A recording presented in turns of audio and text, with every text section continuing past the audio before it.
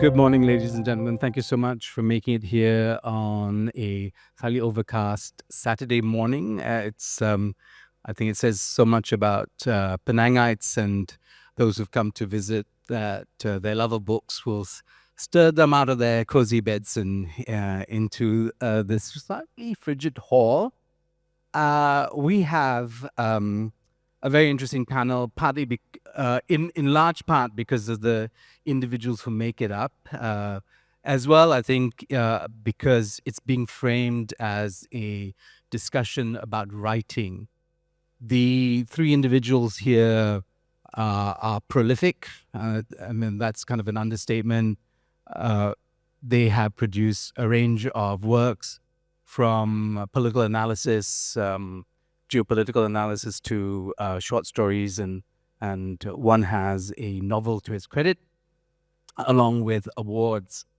I won't go through their CVs because they're far too long to read out, and I think that is something you can take away as homework for yourselves after this exciting session. I just want to give you a brief account of what's going to happen over the next hour. There's going to be 45 minutes of a conversation in which the three gentlemen here will be discussing matters related to writing. So let's start with this. I'll introduce myself. My name is Sharaad Kuttan. I'm with BFM Radio in Kuala Lumpur, but also available, of course, live streamed on your app. So download your app right now, or we won't begin. Okay. So in no particular order, we have Liew Tong. He's the Deputy Minister for Investment, Trade and Industry. He's held actually many portfolios over the last couple of years, at least in two governments. And Malaysia's had so many over the last 5 years. I sometimes forget what portfolios people have gone to.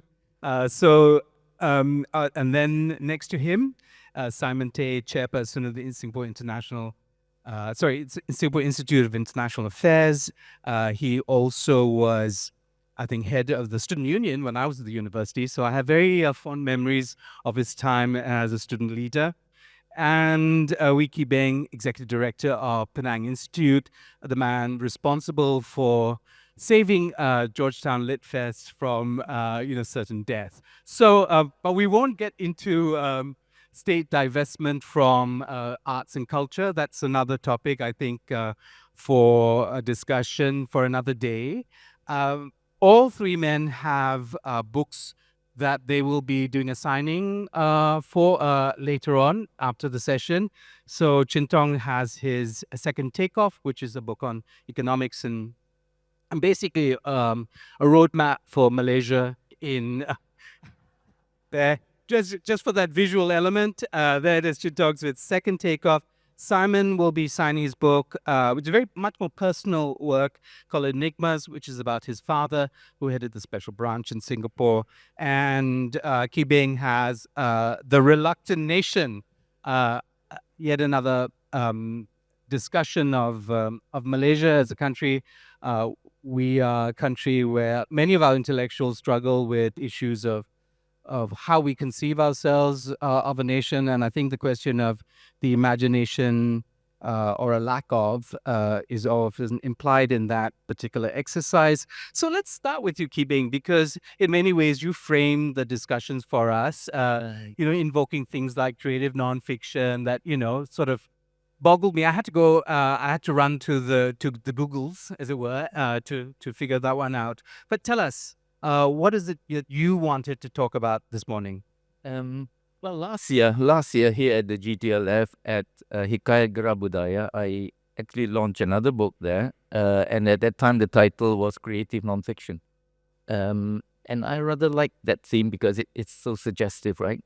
And this year, I thought I would develop on that. And I think what this panel in the end, with very close friends that I've worked with the last 15 years, 20 years, is to explore what it is we do. If one were a literature buff, what is it these people do over the last 15, 20 years, right? Of course, having said that, I would like to say that all three of us write commentaries, but Simon also writes fiction. So that's his extra interest in this issue. I could start with something, well, personal. After I moved from Sweden to Singapore, and I was working at ISIS under Keswapani as the Malaysia guy, right? As he were. And then whenever something happened in the news, Keswapani would write a note to me and say, "Beng, comment." Now, I didn't realize he meant comment to him. I thought he said comment. Okay, so I would write commentaries. And that could be one public. That could be one reason why I could write them very fast. I could write them within 1 or 2 days, and then I didn't send them to him. He will read about that in the Straits Times. So that's how I accidentally, naively got started on writing commentaries, because I joined ISIS not to write commentaries. I joined ISIS to write analysis of Malaysian politics, really. In the end, I think I wrote commentaries and I wrote biographies. Very little, books on political stuff. Now, what then interests me, and then with the coming of, social media and so on and so forth, I began to wonder: is this could one call this a new art form or a revived art form? It's like, are we writing short essays? Is that what commentaries mean? Because there are commentaries and there are commentaries, and the commentaries that they write and I think I write too, they're not throwaways. They're not something you write as a report and then on a newspaper for the day and then that's it. Now, I put a lot of thought into my stuff, and I thought, well, I'm not going to let this go out in the world for the day and then by the evening it's forgotten, right? So I began doing compilations. So already at ISIS, so this is my 10th compilation over 20 years. And in a way, I would like to point out that all these commentaries come out of one mind, right? So they don't vary very much. So there's a reason why compilations actually do work, because they're just different aspects of one person's mind commenting on the world as it hits him, right? So in that sense, what are we doing? And it's creative work, right? If you write fiction, as like Simon would attest to, when you write fiction, you consciously write fiction. Otherwise, you're writing creative nonfiction, if you know what I mean. There's a mental shift in your head. This is how I'm trying to interpret the world. This is what I think is happening. This is what Trumpism is. So in that way, you can't help but be creative. So interpretations, you interpret and so on. That's what commenting in the end becomes. And so in that way, you keep contributing to the public discourse, to the public intellectualism of your time. Now, Simon, for example, is a great contributor to that. Singapore has many people like him who comment a lot, I think, but he is one of the, like you say, one of the more prolific. In Malaysia, I tend to read Liew Tong, of course, because of our ties back to the beginning of Penang Institute and so on. But I do find, and I would encourage young people to always write, even if it's short little notices that don't amount to 800 words, but you still capture the thoughts. And you don't really know what you're thinking until you put your thoughts down into words. And then you suddenly realize this is the consequence of that little thought I had, right? And after that, you actually have something to say. So when you get interviewed by people like Sharaad, suddenly you have something to say. Yeah? But if you don't write, it's too fragmented. You haven't worked out all the words. And in the end, English is not a mother tongue the way it's a mother tongue for English people. There's still a mental distance that we have to work out. And I think for people like us, where English has a certain distance despite being our normal language, you have to work out the phrasings, right? I think I'll stop there. Okay, now I want to push you a little bit before we take Simon on this. Is the key word in the title of today's session is democratizing, right? And there's something about Singapore and Malaysia in the 80s where a select number of people were allowed to be in the opinion pages of the most important newspapers of the day. Today, literally everybody can be a columnist in their own Facebook or social media. Opinions fly about. In fact, some people gain not just notoriety, but influence beyond the traditional media. I mean, what are the attendant dangers, perhaps, or possibilities in that? Because as you know, you had editors, gatekeepers, checking your work before it was published. Today, none of that exists for social media. Is that something that you welcome? Is that something that we should be cautious about? Well, it's a plus and minus to it, I think. But it is democratization because the means of writing and spreading your word has become so easy, right? And I think my colleagues here would agree when we write, we do not only want people to be readers. They should actually engage and perhaps become writers as well. Because it's so easy. It's so easy. But you just have to get started and then soon it becomes a skill. That's the art I'm talking about. Most people can tell me something in 200 words, but can you keep that thought for 1,000 words? That little leap, I think, is important for normal people to realize that they can do, that they actually have more opinions than they realize, and that you need, for any opinion you have, you need to work out what the consequences are further down the road of thinking that way, So in that sense, democratization, and I think there is a democratization of literacy going on, not only through the way we have mass education. Today we've gone one step further.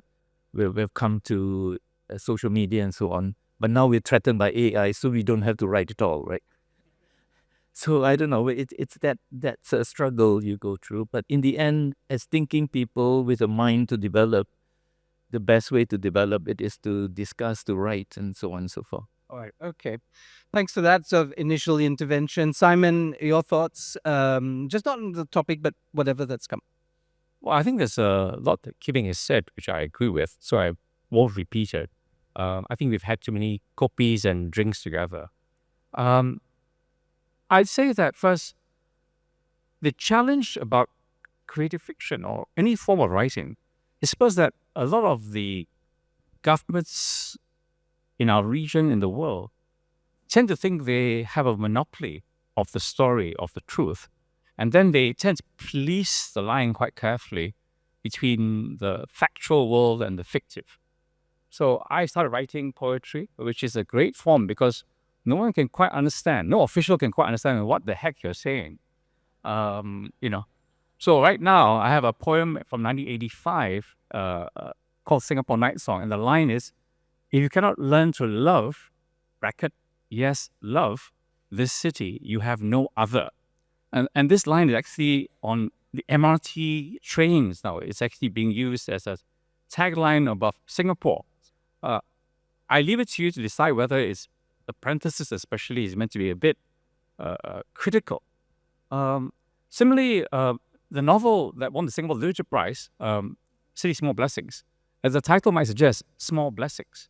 It's about an old man who fictively is struggling to refind his place in Singapore. He had been fairly well known, failed migration to Canada because it's cold and boring, came back and then struggled. I wrote it when Singapore was pumping itself up with the Formula One and other things. I had a minister say, "What are you doing?"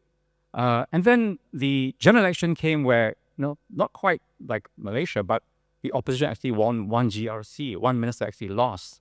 But so long as you write fiction or poetry, I think you're allowed to sort of liminally tread the lines. Where I think the challenge then is that basically within that monopoly is a defensive play. Defamation suits, POFMA, if you don't know this term in Singapore, don't learn it, if possible. Then I would say within that monopoly, the state is the one, the governments are the one telling their story. And I think we have in Singapore one of the, and I mean this well, one of the strongest national storytellers is Lee Kuan Yew. His title from third world to first, you can debate about it in many, many ways, but your debate and mine doesn't really matter. He's captured really the main dominant narrative. And in a way, I'm glad he did, because I think every country needs a narrative, needs leadership, needs thoughtful, emotional leadership. And he delivered that. And that's what took me to writing about my late father, who in 1965 gets a phone call from Lee Kuan Yew, says, you're going to head special branch. And he was actually born here in Penang, which I'm so glad to be here. He's actually from Nibang Tibal and grew up in Taiping.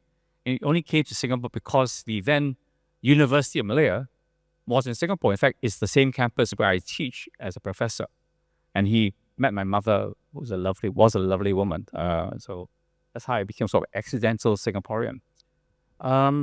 So in that sense, I think in these last few books towards this, last few years of my life, I've come to realize that these lines in my head between fiction and non-fiction are not as real as I thought. And they are really there because I was inculcated this way. So as a professor, as a lawyer, I have a certain adherence to facts and supposed to be quite different from the fictive world. But increasingly, maybe it's early dementia, I'm not sure. But I think the lines are being crossed every day.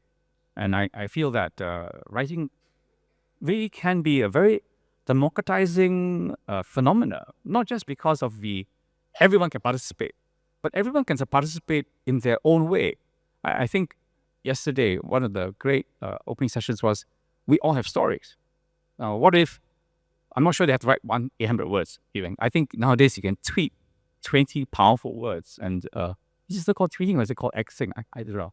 Anyway, I think that there is a lot of opportunity for both older people who are freed of shackles, as well as younger people, perhaps who have never taken on the shackles, to write in new ways. If I could just also sort of ask a sort of secondary question coming out of that description of Singapore, where one has to speak elliptically sometimes in order to get to the truth, or there are silences that need to be filled by conversations maybe imagined rather than, that we have any evidence for. I know when you speak of Lee Kuan Yew being the chief storyteller of Singapore, there are, of course, alternatives and dissenting voices. I think of, for instance, a visual artist called Green Zeng, who's done a whole series of Singapore notes, but imagined differently because it includes the leftist leaders of Singapore in the 50s. It was a brilliant series, reimagining Singapore in different ways. And I think to what extent is that happening in your work? Do you see that happening in other works? I mean, the filling in of the silences that the kind of like the heroic men of Singapore, like Lee Kuan Yew, can't fill. Irreverently, I could just say nothing. That would be a good silence to have. But more respectfully, I think if I look at my own latest book, Enigmas, I think part of it is trying to talk around the silence, because so much of my father's work actually is still locked up in the Official Secrets Act. So one had to whisper some things with old colleagues, current day SID people and ISD people who know what's covering, but unofficially will say something to you. And then just simply imagine, draw dotted lines, read the so-called alternative literature, try to empathize with those who were on the leftist side. One of our ministers, Ong Yi Kang, his father was actually considered to be a leftist. And so when the PAP today talks about anti-colonial, anti-communitarian, anti-communist, I guess his father is one of them, So I think that that space, when I was writing about factually my father, but sort of guessing away, I think that was quite interesting. And I think if I had to broaden that, next year Singapore will be 60, and we've had the same government in power. In fact, because of you and your folk, we are now the longest serving elected, they are the longest serving elected government in the world, and there's going to be a founders memorial, which I think so far the top leadership have been written about, and some of the top civil servants have been. But my book of my father isn't like that. It's meant to describe somebody who was a pioneer, did some things, maybe all of us do some things for our circle, our work, and then whether that is worth talking about from a son's perspective, obviously, but it's not a claim that he's somehow part of the national narrative that Lee Kuan Yew wrote about. Okay, now for you, Chin Dong, I know your work, and I had occasion to ask Tong last night before dinner began whether he did any creative nonfiction. And then we talked about the books, and I said, well, in writing it about Kitsiang, were there any fictional elements in it? And he, of course, it was very clear that there weren't, that this is a work of historical fact. But even then, I imagine your choice, your selection of what facts and what events is part of an imaginative journey on your part to tell a story of a man who in many ways shaped the current condition of Malaysia in, positioning himself on one end of the spectrum, political spectrum, and thanks to you also and to your party, as Simon suggested, Barisan National End rule ended for allowing PAP to take the top spot. But of course, in all fairness to the truth, also resurrected UMNO's and gave UMNO a lifeline recently, allowing them to enter government. So tell us about your journey as a writer. Why do you write, and does fiction or creativity or the imagination come in at all in your work? Thank you, Sharaad. I was telling Sharaad that they are doing the creative part. I'm doing the non-fiction part. But I want to take this opportunity to talk about, as you say, my journey as a writer, but linking it to Keeping's influence on me. I was a student of Chinese literature, which I did not finish. And subsequently, I started writing commentaries in Chinese in year 2000 or 1999, between 1999 and 2001, and subsequently from 2003 onwards. And I wrote a bit in English. I published a few articles when I was in Australia in English. When I came back in 2005, in fact, I submitted my honors thesis on PASS exactly 20 years ago today. I did not publish it, but I think at some point I want to publish it because some of the predictions were quite accurate. A regular Nostradamus. And I met Keeping in July 2005. Keeping liked to say this. He say, sometimes in our life, whoever we meet may be more important than what we actually know. I met Keeping when he was doing the book on Tunispa. And through Keeping, I was given a chance by Kesavapani to do a fellowship at ISIS Singapore. Now, what have Keeping taught me? First, because I was educated in Chinese, I write much better in Chinese than in English. But to reach a wider audience, I felt I have to write in English. And he became the editor for every piece that I published, probably until about 2013 or 2012, when Hamidi came in to take the rest, quite most of the editing's work. So up until today, every piece that I write, someone look at it. And I must tell you, Keeping is the best editor. He really edits very well. And that, I think, is a huge influence on me. Writing a commentary, especially in this era where you can write your own Facebook post, having an editor is something very, very important. The editor change the way you express. A good editor make you express so much better. So I'm very thankful that I have Keeping, I have Hamidi, Hamid to edit most of my work. The second part is Keeping and I try to publish. So out of his 10 commentary series, I think I published the first 2 or 3. Up until today, he did not make money and I have not paid him any royalty. But of course, I am a failed publisher, Keeping, but we went on to create Penang Monthly, which Keeping has keep it until today. As a politician, my time is truncated. My time is of short beats. So I'm not able to write long pieces, but what Keeping taught me is to write with speed. Keeping spent 4 hours with Kit Siang in 2011 before Kit Siang's 70th birthday.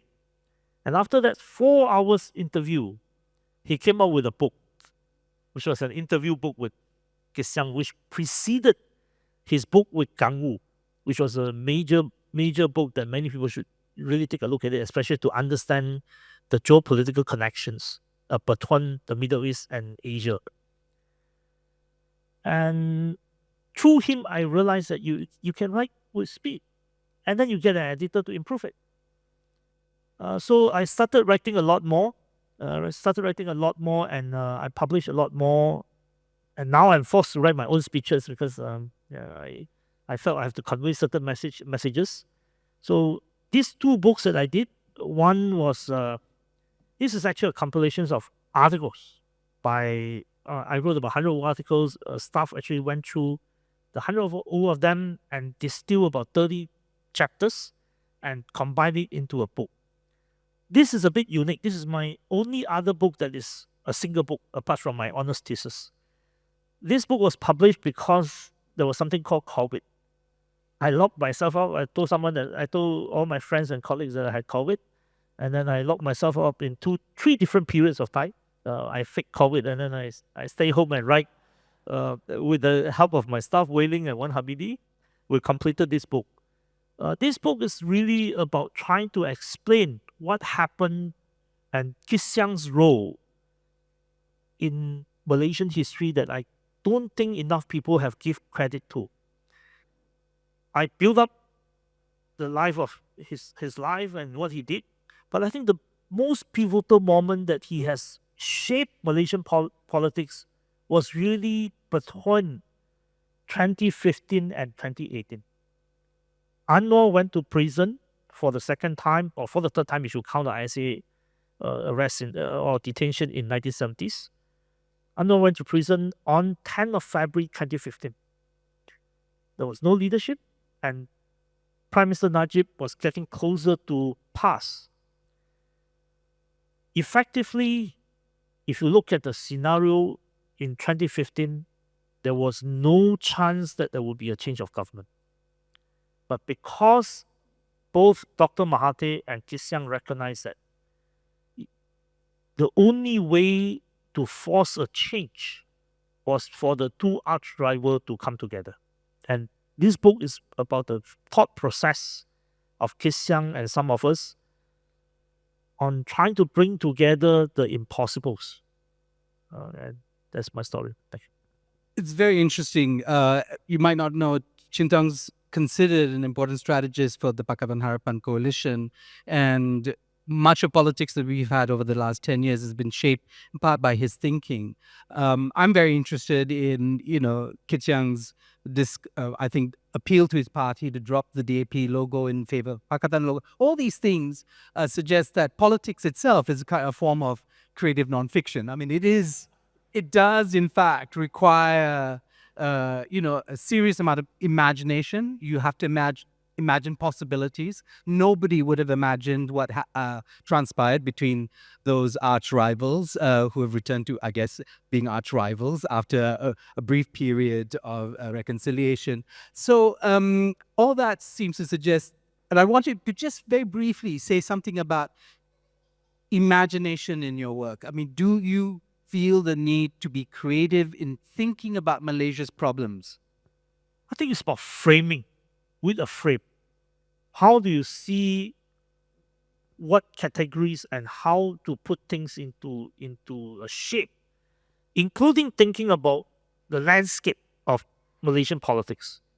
I think thanks to the political science training that I had, I look at Malaysian politics or the political landscape not as Malay versus non-Malays, but looking at the middle. If I contribute anything to Malaysian politics, I think it is the understanding of the middle and how the middle decides outcome and how to create that middle and win that middle together with whatever base that you hold on to in order to win. the framing of the middle is what I think is important. Okay, so not the Middle Kingdom, not Middle Earth, but Middle Malaysia. Okay, back to you, Beng. For you, where are the possibilities, especially as we struggle now? Malaysia seems to be caught in a conundrum. We've gone so far, but we don't seem to be able to slay those sacred cows. And in the recent debacle over the Rome Statute, Anwar actually articulated all those things that prevent us from joining the international community in, protesting the genocide in Gaza today. What does it signal for you about imagination, the limits of fact, and the need for us to be creative? Well, the framing that Chin Tong talked about and Tan Tuan Eng talked about, narratives and so on. Narrative we like, but we have to realize that narrative limit, right? So once, let's say in the case of a country like Malaysia, we started out with a narrative that got stronger and stronger and stronger, and now we're caught in it. And I think, Chin Tong, you talk a lot about how when people say, well, same old in Malaysia, nothing changes. That's not true. You look at the last 20 years since I came back to this region. My God, what has happened to Malaysia? A lot has happened. Not exactly the way we imagine it would change, but change, yes. A lot, right? So I think in the Malaysian narrative case, we are trying to not be too introverted. I think the race politics and the religion and all that all requires an introversion in our narrative. We are more concerned about what the neighbor is eating than what the US is doing in Ukraine. That's not our business. We want to know, are you eating the right thing next door or not? That introversion sort of has limited the Malaysian mind. Now, the Malaysian mind, I think because of the multiracialism and all that, is actually essentially a very curious one. And I'm sure we all agree. So we're limited by that narration. So if I put it this way, when you say you call a spade, what you were saying about getting at the truth and all that. So calling a spade, it's a very difficult process. You call a spade only if you're talking to a gardener, right? Or someone who knows English. Otherwise, you can't call a spade. You have to call it something else. And in the end, you're wondering if the spade even is a spade. And so it's at the same time as you're telling and seeking the truth, it has to be also a self-analysis of, do you know what you're talking about? That kind of process. But that's maybe beside the point where Malaysia is concerned. But I do think that as the Asian century comes, Malaysia's role will change. We see that in the politics today of the government, that it's shifting, right? It's shifting. And things happen at a rate that we might not realize. We have to keep the right span of time in order to understand certain things. So I think Malaysia is changing. I think it's changing along with the rest of the world, with the region. And I'm sure even our relationship with Singapore, when I came back, it was really bad, right? We're supposed to hate each other, But the talk is now the opposite. How can we be friends again? How can we be brothers? The big changes have happened the last 20 years. It's just that we're still calling a spade a spade. Simon, there's a Malaysian movie that was released recently on YouTube called Pendatang, which imagines a dystopic Malaysia, one that is fractured along race lines, but in an extreme way, right? In many ways, it signals some of our deepest anxieties. But creative work can also, maybe, speak to our better angels. And I wonder if you think literature and the world of nonfiction can also play some role in leadership in terms of changing the way people think about their present circumstances. Well, I do. For example, I myself thinking of writing a dystopian 100th anniversary of Singapore. And when I was chairman of the National Environment Agency, I shocked my staff by our annual report for the National Environment Agency showed a Marina Bay full of pollution, problems, climate change and sea level rise to really signal that, by and large, the outcomes of the world are pretty tragic. If you're going to have any modicum of happiness and success, you're going to have to work really hard at it. And, I think putting fear, regard into ourselves of what we do how we think of the long term is critical. On a side note, and at risk of offending all my Malaysian hosts and friends, I never thought Malaysian politics was boring. But then, of course, I'm from Singapore. If I read some of the headlines that you have, it's like I couldn't write fiction and people would believe it.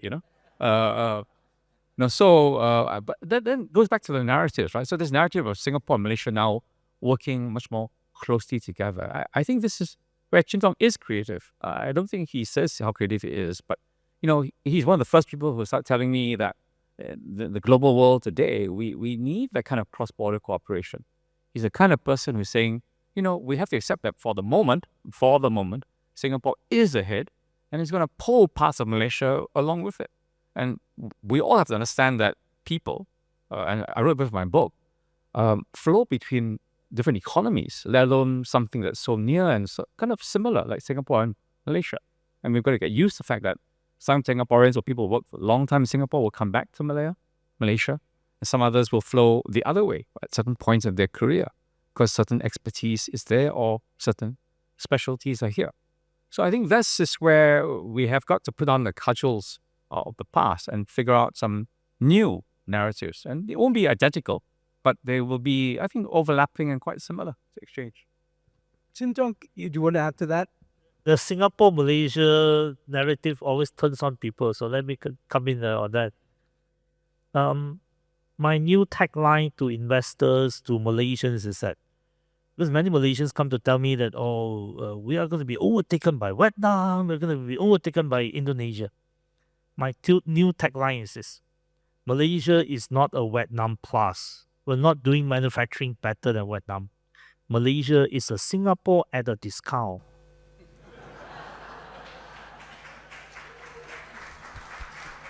Are you saying Singapore is overpriced? It pains me to hear that. Singapore is overpriced. Singapore at a discount. So you heard it here first. Okay. So this book, because my publisher Hong Kong is here, so I have to say something about his book. This book is about second takeoff. That was the first takeoff in between 1988 and 1997. And the trigger of the first takeoff was in 1985, the United States forced Japan to appreciate yen plus alcohol.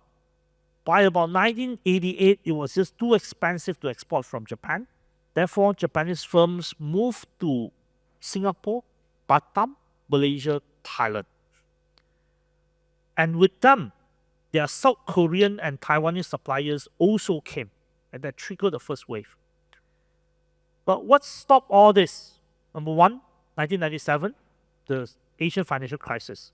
In 1998, Anwar was arrested, beaten up, and triggered a series of political crises and an identity crisis for the regime itself. But more importantly, in 2001, China became the factory of the world by joining the World Trade Organization. Now, for a long period of time, Singapore was the financial hub, China was the factory. Malaysia was bypassed, there was no need for Malaysia. The world was revolving around this idea that everything can be done just in time. But COVID basically changed all the way we see the world. Change the way we see the world. It's no longer just in time, it's just in case. People are thinking about de-risking. And in that context, Singapore and Malaysia, particularly Singapore and Johor, can form a very strong cluster, a very strong supply chain that is resilient.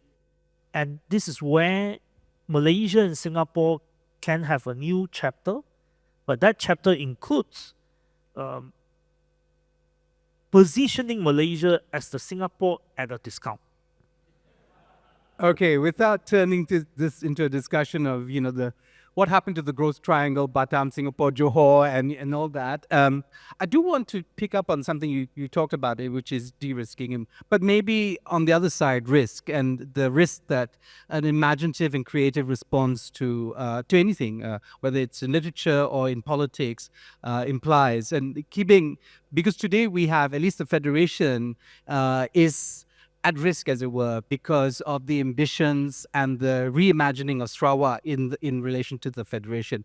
It is, I think, one of the most interesting stories that Malaysia has today, because Sarawak is bursting at the seams to rid itself of the shackles that Malaya has imposed on it. So tell us about that. Talk to us about risk taking, when it comes to your work and what work you see around you. Well, my work has largely been on nation building in modern times and all that, but recently also in geopolitics and so on. And I sort of connect the two. I like to say that Malaysia, being made up of all the British parts, as it were, all the British parts in the end became Malaysia, Singapore, Brunei. Let's forget Myanmar for now. Now, Malaysia could have been 4 more countries. But our founding fathers and the British, in their wisdom, decided it should be a federation. That is key. It can only work if it's a proper federation. And then when you added on when Malaya went on to become Malaysia, even more so, right? And if you did not keep to this federal principle, you're going to have internal colonization, whether you like it or not. In some sense, nation building, perhaps not in Singapore, because it's a small island, nation building is also an internal colonization, because you're standardizing. You're standardizing even better than the British ever could, because you're now right there, a kingdom that's next door. A king that's next door is worse than a king across the mountains, as it were, right? So we have to think of nation building is necessarily also an internal colonization, especially where culture is concerned, not only economics. And I think we've reached a point over the last 20 years when Malaysia was, becoming looser in its view of itself, and the diversity that actually is in Malaysia is becoming obvious. The green wave, I think, has always been there in some sense, but we sort of thought of it as just the rural bits, right? But that comes and bites you in the face in the end. Sarawak, same thing, I think. And Penang, of course, has always said, hey, we should lead, shouldn't we? If we're part of Malaysia, shouldn't we be leading in most things? And now with the semicon, we see that, yes, of course. Where were you? Of course, we have always known this. But so you see all the fringes, right? Sabah, Sarawak, Johor, Penang. All these areas far from the Klang Valley sort of start thinking, hey, we've been denied enough. If we've been denied long enough, we don't mean to be separate from you, but we can contribute much, much more than you ever imagined, and give us freedom to run our own things, and then we will contribute more to the nation building process, right? It's a matter, in the end, it's the principle of subsidiarity. You solve your problems at the most efficient low level, and don't go to the center when you can solve it at the bottom. That kind of thinking. I think that's what's happening. And Sarawak is, in a way, suddenly showing the way, so that other states are looking at Sarawak. Wow, can they do this? Can we also do this? So it's a great challenge for the center, I think, to how to manage this. Right. So Penang is not swallowed up by the greater Kedah in the near future. I think, Penang will be an shining example for the rest of the federation as well, as it thinks through these issues. We're coming to the close of the session. I thought maybe because this is a prelude to the book purchasing that you will do and the book signing that all of you will do, that maybe you could say something a little more about the books that you brought with you today, and why it might speak to the kind of processes that you have as a writer, Simon. Well, I'm not a professional writer in the sense that I've got quite a few jobs, so I don't try to actually, unlike Keeping, push out my books. I've never done a compilation of my commentaries. But you have about 12 titles to your name, right? Yeah, well, I started writing. Just 12. Just I'm very old. Please spare time. But I'm very old and I started very early. But I do think that the processes given. We are engaged in our society, trying to think through the meaning and purposes of which we are at this time on Earth. And so they generate from what we involve in and care about. And I think that, going back to democratization, is critical. I'm not saying every citizen should be a writer, but certainly everybody, including citizens, have a right to think through and do social posts or write whatever they want about their view about where they are on this planet in their country. So I think I'll continue to do that as long as I can, and in my own way. But I would say that this is the tendency. There are many more creative voices coming out of the younger generation.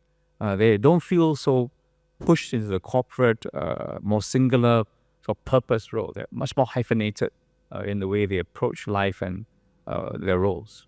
So I think it's a good time to be writers and citizens in our part of the world. Wonderful. And Chinta?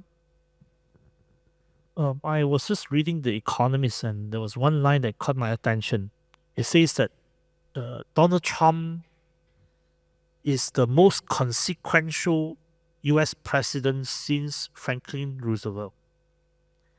We are at the juncture of massive shift globally. We know it, we now see it, but we may not know how to grapple with it. What I'm trying to do with this book, Second Takeoff, is to really try to explain what is the new national story and how do we see ourselves in this changing world. I think Malaysia is well positioned for what we are going to face. The story is about Sarawak, about Penang, about Johor. It's a story how we see the nation. We have unfortunately adopted a very centralized vision and view of ourselves, centralizing in Kuala Lumpur. But this nation doesn't have to be so. Think about the economy. If Sarawak is an engine, if Johor, Singapore is a major engine, if the semiconductor industry in Penang, Kulim, and a bit of Northern Perak can leapfrog and go to the next level, we have three major engines that runs at the same time. And these parts contribute and constitute a larger sum. And interestingly, Kuala Lumpur, if we could rejuvenate, and I know our mayor of Georgetown, Dato' Hamdan, is now also trying to be a mayor of small piece of Kuala Lumpur. He's going to work on the Kuala Lumpur cultural CCD, core cultural district. Think about this. Not many cities in the world that the Muslim, let's say from Arabs, feel very comfortable. It's Muslim friendly, with halal food, with prayer space, with people who are friendly to the Muslim. You talk to the Chinese from China, they're extremely comfortable with Malaysia, with the bak kut teh, with all sorts of food. And of course, this could be contradictory to the extremists. But to the middle, I mean, we know this exists and we enjoyed it. To the Indians from India, and I was just told by the new ambassador of Japan, he said that outside Japan, you cannot find so many decent and nice omakase restaurants. Think about this. We are the original fusion nation. And in this very difficult multipolar world, but this is a world where you have not just Western money, but you have the Arabs who are rich who wants to trade with the Chinese from China. You have South American, you have Brazilian thinking of doing different things. You have the Indians thinking of doing different things. We should see ourselves, and particularly Kuala Lumpur and beyond, as the potential regional hub for the future. Now, if we think of that sort of stories, having multiple center, having a Melbourne or Osaka or Busan in the form of Johor or Penang, is not a minus to the centrality of the nation. But we do need a new national story. But just a quick final note. Final words. Okay, about writing, your relationship to the potential reader. I mean, that's been discussed a lot, but I actually don't have a reader. In the end, I wonder if it's me I'm talking to, right? It's sort of like in your head trying to create a framework and in the end a challenge to some idea you received about an issue, and you're trying to creatively spin something else out of it without it being false. So again, trying to find new ways of calling a spade. As it were. So there are many ways to call a spade. I would return to that, and it's sort of what you do. You go around trying to be poetic with the truth, if you like.